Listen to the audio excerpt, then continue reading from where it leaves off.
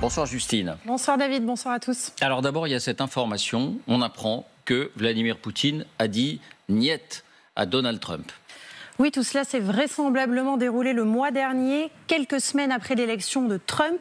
Keith Kellogg, l'envoyé spécial de Donald Trump en Ukraine et en Russie, a présenté à la partie russe la première version d'un plan de paix pour l'Ukraine. Et le chef du Kremlin l'a retoqué. C'est le Wall Street Journal qui donne cette information. La presse russe le confirme implicitement et précise même en quels termes il a été refusé. La presse russe le décrit comme, je cite, un mélange de pain d'épices et de fouet. Cette expression en russe est en fait l'équivalent en bon français de la carotte et du bâton. En clair, Trump agiterait à la fois la sanction et la récompense, insuffisant pour faire pression ou convaincre la Russie, conclut le journal. Est-ce qu'on connaît le détail de ce plan qui a été présenté sans succès à Poutine? Alors en détail non, mais oui, on en connaît les grandes orientations puisqu'elles correspondent aux projets initiaux de Keith Kellogg. 3 points importants: un cessez-le-feu le long des lignes de fronts actuelles, ce qui ne signifie pas une reconnaissance formelle de l'annexion par la Russie des 4 régions ukrainiennes. En fait, c'était présenté comme un statu quo. Deuxième point important, le renoncement temporaire par l'Ukraine de son entrée dans l'OTAN. On n'a pas de précision sur le mot temporaire, le tout en échange de garanties de sécurité de la part de ses alliés. En revanche, on n'a pas de précision sur le 3e point qui a souvent été évoqué, à savoir la levée progressive des sanctions contre la Russie, c'est-à-dire la fameuse carotte. Ce refus russe explique donc les dernières phrases et les premières qu'il prononce publiquement de Donald Trump à propos de cette guerre en Ukraine. Effectivement, c'était hier dans le bureau ovale et c'est la première fois qu'on entend Donald Trump s'exprimer directement sur la Russie de Vladimir Poutine. Premier extrait, Trump tourne le chef de guerre Vladimir Poutine en dérision. En substance, il aurait loupé son coup. Écoutez. I have to speak to President Putin. He can't be thrilled. He's not doing so well. I mean, he's grinding it out, but most people thought that war would have been over in about 1 week. And now you're into 3 years, right? So he can't be thrilled. It's not making him look very good. Deuxième extrait, tenter de convaincre. En substance, c'est dans l'intérêt de Vladimir Poutine de signer et de signer très vite. Écoutez. Zelensky wants to make a deal. I don't know if Putin does. He might not. I don't know. He should make a deal. I think he's destroying Russia by not making a deal. I think Russia's going to be in big trouble. You take a look at their economy. You take a look at the inflation in Russia. So I would hope. I got along with him great, and you know, I would hope he wants to make a deal. Troisième extrait, si Vladimir Poutine refuse de signer, voilà ce qu'il pourrait se passer. Mr. President, are you keeping U.S. sanctions on Russia until he makes a deal? Well, sanctions or tariffs. I think the word tariff is much better because it keeps your dollar stronger. Et Trump a enfoncé le clou il y a quelques instants à peine avec ce message sur ses réseaux sociaux. Je n'aurai d'autre choix que d'imposer des niveaux élevés de taxes, de droits de douane et de sanctions sur tout ce qui est vendu par la Russie aux États-Unis et à d'autres pays. Vladimir Poutine a-t-il répondu à ces toutes dernières menaces? Alors, pas de réaction officielle à ce stade. C'est intéressant de noter l'interprétation qu'en font les médias russes depuis quelques heures. Pour eux, il y a un point positif. Tout se joue désormais entre 2 acteurs, les États-Unis et la Russie. L'Ukraine n'aurait plus son mot à dire. Écoutez le correspondant de Russia One à Washington. Американский президент стал весьма и весьма осторожен. Ну, например, он сказал о том, что о перспективах решения урегулирования украинского конфликта внятно он сможет сказать только после разговора, а то и встречи с Владимиром Путиным. Это одно важное изменение. Не просто отправляет в корзину окончательно историю и концепцию ничего об Украине без Украины, но и еще фактически задает двухсторонний формат урегулирования украинского конфликта. Он говорит о том, что между ним и Путиным это будет решаться. Au passage, les chroniqueurs se moquent de Donald Trump qui avait promis de mettre fin à la guerre en 24 heures. On apprend d'ailleurs qu'un nouvel agenda a été donné. Trump a finalement confié à Keith Kellogg la mission de mettre fin à la guerre en 100 jours, écrit le Wall Street Journal dans ce même article, qui indique également que tout se jouera lors d'un dialogue direct entre Vladimir Poutine et Donald Trump. Merci Justine. Pour qu'on soit bien clair, prenons les choses dans l'ordre. Et d'abord ce plan retoqué par Vladimir Poutine. Il y a quand même deux concessions importantes dans ce plan d'emblée. C'est reconnaître le cessez-le-feu sur le tracé des offensives russes qui ont plutôt grignoté du terrain ces derniers temps. Et deuxièmement, reporter au calendrier grec l'idée d'une adhésion de l'Ukraine à l'OTAN. Pourquoi est-ce que Moscou dit non ? Alors je pense que Moscou dit non pour le premier point. Le premier point rappellerait que les 4 oblats qui ont été annexés en septembre 2022 par la Russie ne seront pas occupés par la Russie et que donc, pour Poutine, d'une certaine façon, c'est une défaite. Il est en retrait par rapport à ce qu'il était. Il faut rappeler qu'en septembre 2022, il était de l'autre côté du Dniepr et qu'en novembre, il est repassé de l'autre côté du Dniepr, ça a été la libération de Kherson, et donc, aujourd'hui, il est moins loin qu'il ne l'était en septembre 2022. Et en plus, il y a un aspect légal pour M. Poutine, qui est que ces oblats sont maintenant russes.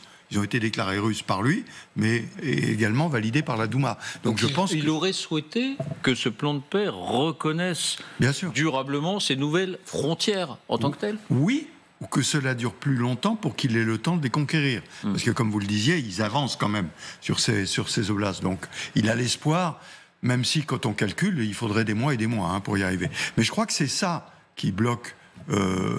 L'affaire de l'OTAN, c'est tellement flou, reporté, s'inédié, on n'en sait rien. Je pense que c'est ça.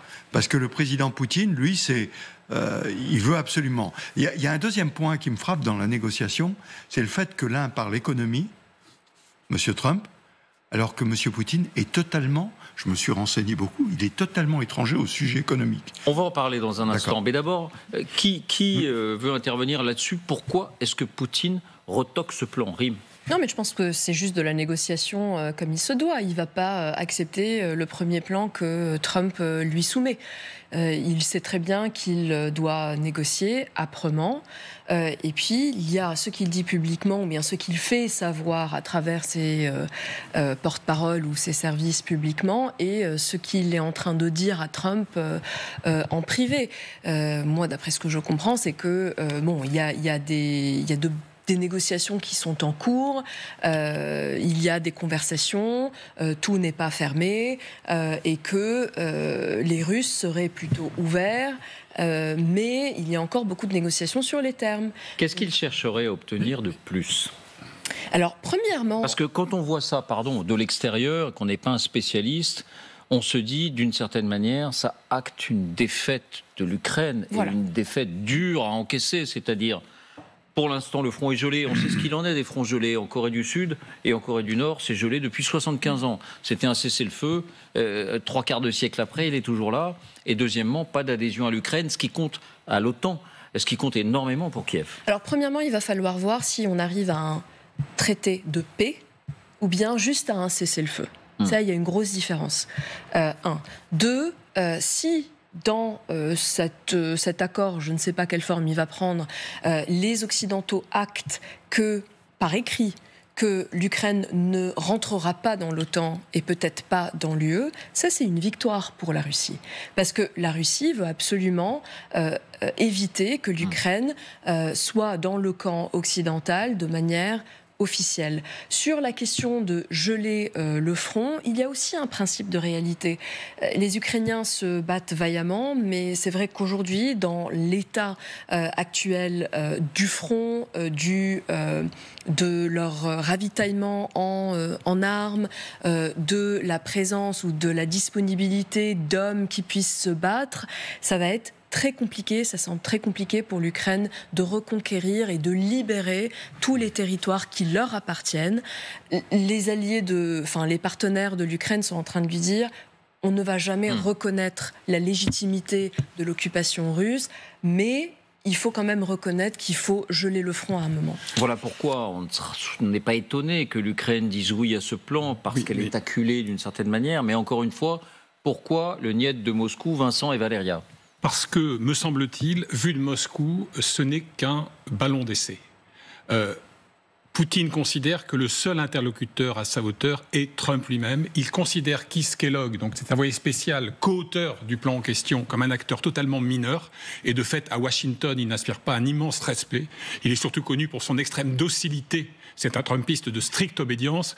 Et John Bolton, l'ancien conseiller à la sécurité nationale, dit avoir entendu Trump dire un jour « Ce qui est formidable avec Kellogg, c'est qu'il ne donne jamais son avis, sauf quand je le lui demande et il est d'accord avec moi. » Donc, du point de vue Moscou, ça n'est pas à la hauteur. Deuxièmement, ce plan, c'est la diagonale du flou quand même. Écoutez, on vous dit un cessez-le-feu sur les lignes actuelles et un accord négocié. Mais enfin, tout est dans le contenu de l'accord négocié. Quels paramètres, quelles garanties Donc, de toute façon, ça n'est pas considéré à Moscou comme un véritable plan. Puis, dernier élément, Poutine n'est pas pressé et Trump, qui a déjà étendu son miracle de 24 heures à 100 jours maintenant, va s'apercevoir qu'il est moins facile de tordre le bras d'un Poutine que de tordre celui d'un Netanyahou. Et que, en réalité, et là encore je reviens à Bolton, alors c'est vrai que les relations entre les deux hommes se sont considérablement dégradées, puisqu'il y a eu une fracture à la fin des années 2010 entre Bolton et Trump, mais il dit aussi Trump croit savoir jouer avec Poutine, mais il devrait avoir conscience du fait que Poutine sait très bien jouer de Trump.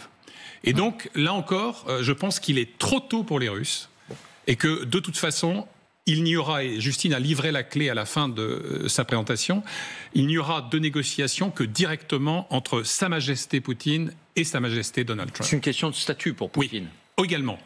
Parmi d'autres facteurs, ça joue. Oui. Et vous, Valéria, quelle est votre interprétation à ce niet russe sur ce plan qui lui semble favorable sur le papier ? Alors, ça fait des mois que je viens ici, ça fait des mois que j'utilise la même image, le triptyque de communication de Vladimir Poutine. Il parle à la fois aux siens, à la fois à ses alliés et à la fois à ses ennemis, donc l'Occident. Donc, quand il se positionne en fonction de l'image qu'il renvoie. Il ne peut pas décemment accepter la première proposition de Trump vis-à-vis de sa population, vis-à-vis de ses alliés. Il y a quand même un certain nombre de pays qui ont soutenu. Il y a les BRICS, il y a des pays qui ne se sont pas prononcés quant au conflit ukrainien. Donc, en l'occurrence, il ne peut vraiment pas aller aussi vite parce qu'on dirait qu'il est à la botte de Trump. Et ça, ce serait inacceptable. Il ne peut pas le faire vis-à-vis de sa population à qui il doit des explications, malgré le fait que c'est une population soumise. Il y a quand même l'économie qui va mal, il y a quand même des jeunes gens qui ont perdu leur vie sur le front ukrainien, donc il doit sortir par le haut et il doit obtenir des gains réels à présenter à sa population.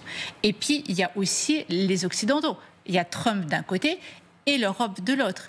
Et là aussi, vis-à-vis de l'Union européenne, qu'il déconsidère, puisque finalement, on n'est plus rien. Il n'y a que les États-Unis et Trump qui comptent, l'homme fort qui va tous nous mettre au pas. Et donc, du coup, finalement, il s'adresse à tout ce peuple-là, à toute cette population-là, en disant non. Je ne peux pas accepter des choses qui sont inacceptables de mon point de vue. Je ne me suis pas engagée autant pour ne rien obtenir au final et pour avoir effectivement des choses absolument floues. Contrairement à Zelensky qui, lui, est obligé de se soumettre d'une manière ou d'une autre à ses alliés qui le soutiennent financièrement et militairement. Donc si les soutiens sont retirés, définitivement, il ne peut pas agir seul. Il y a eu 1h30. Trump, donc, qui s'exprime publiquement pour la première fois sur ce sujet, dit « Eh bien, je n'aurai pas d'autre choix que d'imposer de hauts niveaux de taxes, de droits de douane et de sanctions sur tout ce que la Russie vend aux États-Unis et à d'autres pays. » Alors, avant de voir si cette menace peut faire plier, peut infléchir Vladimir Poutine, d'abord, il y a un élément de surprise. Parce qu'on se dit, on avait cru comprendre qu'il y avait un embargo. Alors c'est peut-être uniquement un embargo européen, vous allez nous répondre là-dessus, mais on se dit que le commerce avec la Russie, est-ce que ça représente encore tant que ça pour que ça puisse être une arme au service de Trump? Alors d'abord, l'embargo, il est sur certains produits, sur certaines personnes, etc. Il n'est pas absolument général. Donc souvenez-vous, on en est à je ne sais plus combien pour l'Union européenne, 13e, 14e, 15e volet de... Donc à chaque fois, on a additionné les produits. Ça, c'est le premier point.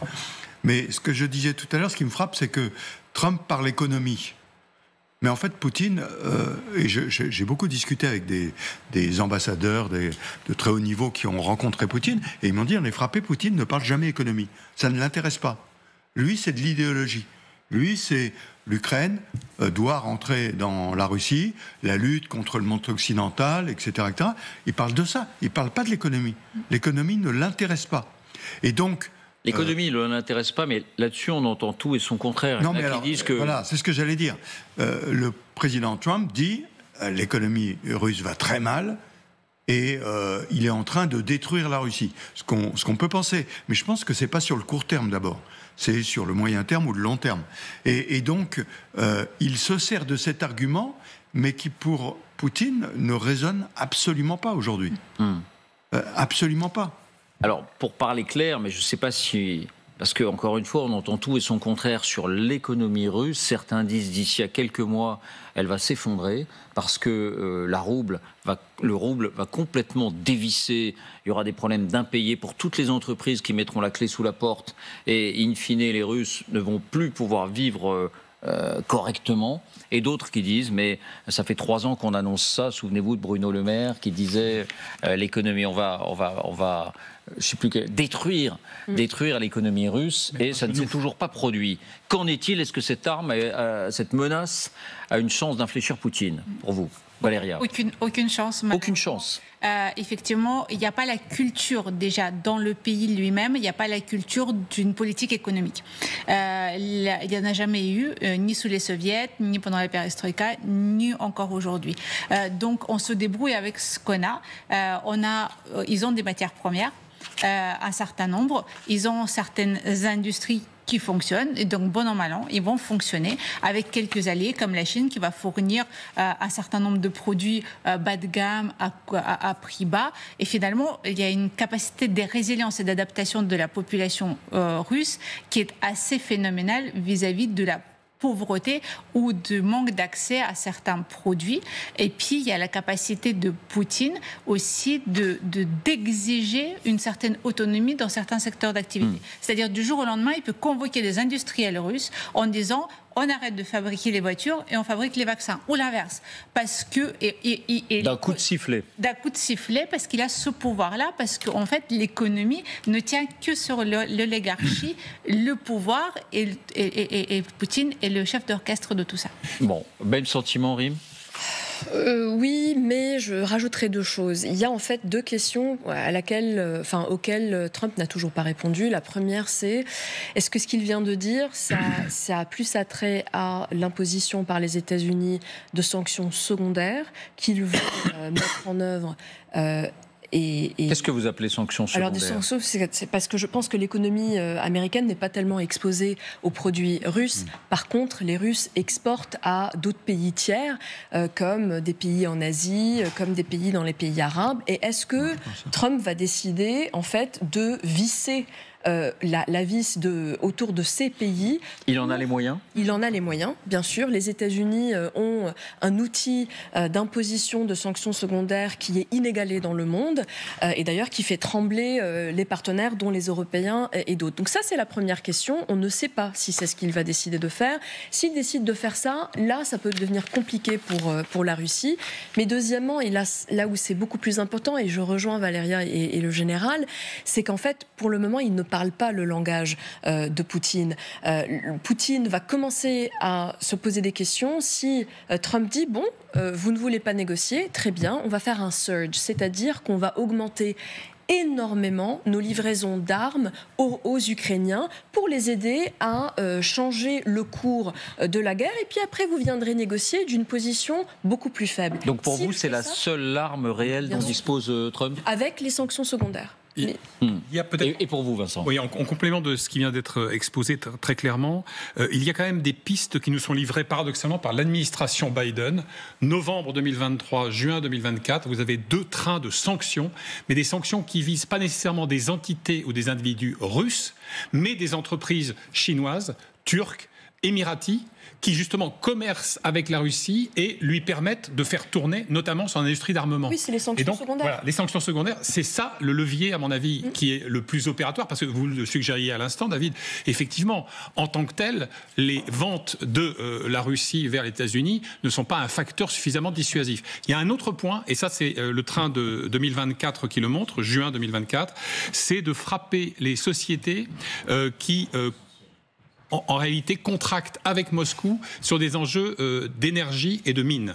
Et là aussi, en termes de sanctions secondaires, vous pouvez affaiblir l'appareil industriel qui a besoin, pour renouveler son savoir-faire, qui a besoin d'importation de ces matières premières. Mais en soi, et je termine là-dessus, il y a quelque chose de pavlovien chez Trump. Il pense que le fait de prononcer le mot sanction va tétaniser son adversaire immédiatement. Et là encore, ce ne sera pas aussi simple avec Poutine. Vous êtes surpris qu'il n'évoque pas un supplément d'armement pour l'Ukraine ?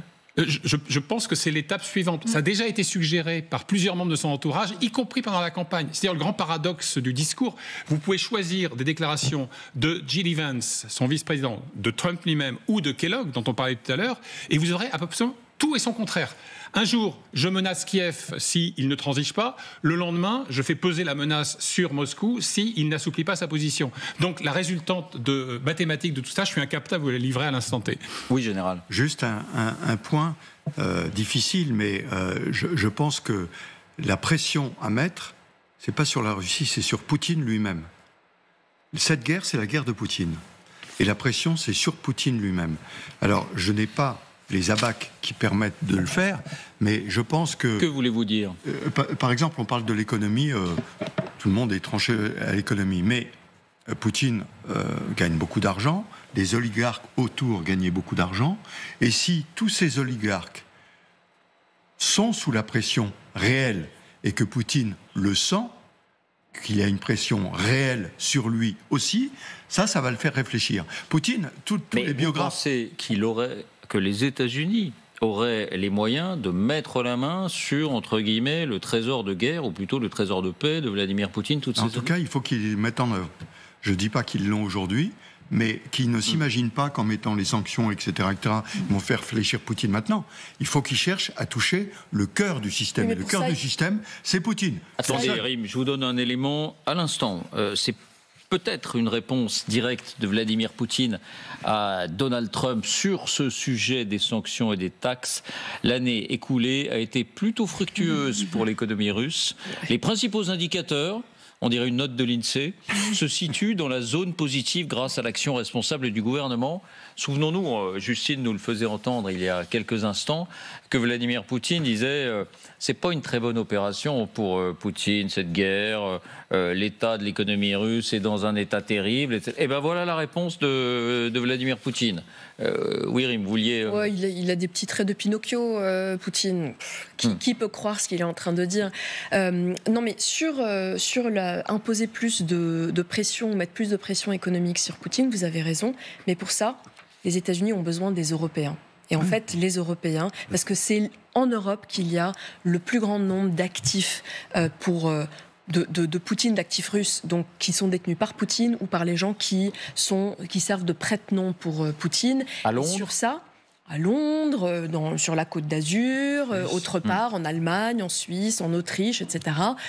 Et sur ça, pour le moment, c'est un gros non de la part de l'Europe. Personne ne veut se saisir de ces actifs. Il y a eu une négociation très longue qui s'est soldée par un accord pour utiliser les revenus, enfin les intérêts générés par le gel de ces actifs. Cette formule très soviétique là que l'on découvre à l'instant sur nos écrans me rappelle immanquablement une boutade d'un ministre de Georges Pompidou, ça ne me rassure pas, il s'appelait Jacques Duhamel, il dit un jour « Il arrive que les chiffres mentent, mais il arrive aussi que les menteurs chiffrent ». Je crois que Poutine est parfaitement dans ce rôle-là. Un dernier mot, Valéria, vous pensez, vous aussi, que c'est le jour où Trump dira ou fera savoir à Poutine qu'il a les moyens de saisir sa fortune personnelle, qui sait de le mettre en danger, que là, il y aura un moyen de pression efficace ?